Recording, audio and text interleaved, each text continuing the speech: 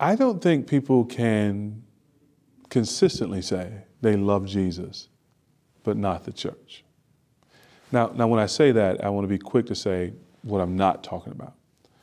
I do think it's possible to love Jesus deeply and yet have been so hurt by congregations or persons in congregations that you pull back away from the church, even to have a series of hurts in multiple congregations that you pull back in that. That's a different thing. That requires a different level of pastoral care and discovery and work at restitution and reconciliation and healing. But there is among sort of many Christians the notion that, yeah, I like Jesus, but I don't like his bride. I don't like his people. There's no particular church hurts there or things of that sort. I'm just doing church at home in my living room or online or whatever. And at that point, I think that people are falling into a significant error, so significant that I think Jesus would say, I don't recognize you. And why would I say that? Well, because of what he says in John 13, around verse 34 and 35. He says, basically, this is how they will know that you are my disciples, by your love for one another. So love for the church, in Jesus' mind, is the defining mark of following him as one of his disciples.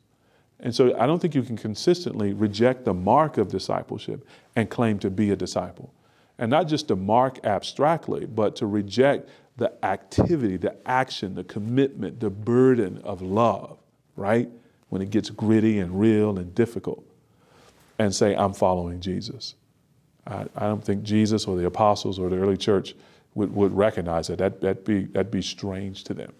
And so when Paul says in Galatians that the only thing that matters is faith expressing itself in love, there too he's saying saving faith has an expression, and it's love. It's love for Christ. It's love for the Christian church. When John writes his letter, his first epistle, 1 John, in order that we may know that we have life in the Son of God, one of the tests that he gives us in that letter that he keeps kind of driving home is this question of love. Do we love? Do we love God? Do we love his people? And if we don't love his people, we have reason to suspect that our faith isn't genuine, that we really haven't overcome by faith in the Lord Jesus Christ. And just so repeatedly, the Bible holds up love as a test of authentic faith. And repeatedly it tells us, if we don't love God's people, we really don't have basis for thinking we have actually come to love Christ himself.